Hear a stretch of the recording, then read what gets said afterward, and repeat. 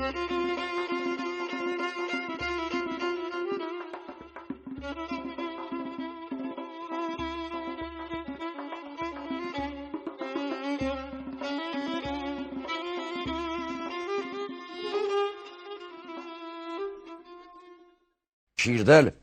تنگ اسب را چنان محکم کشید، ناله مرکب بلند میل دوارقه کشید پایین، اون تو خامه سین ترق ترق ترق ترق ترق ترق ترق ترق گرزه میندازه بالا و میگیره.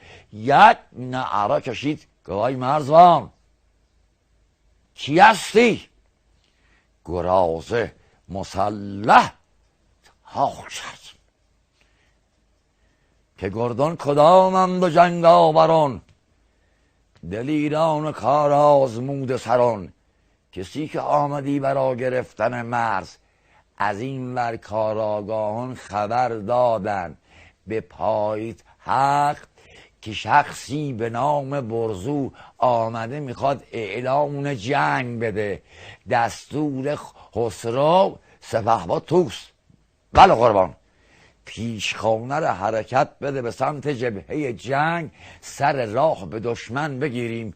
توس سپهبد ارتش ایران با 12,000 سوار حرکت آمدن، رسیدن لب مرز نزدیک اونجایی که برزو چادر زده. خب حالا از این ور گرازه گفت کسی که آمدی برای گرفتن مرز. برزو گفت هیچ کی نره.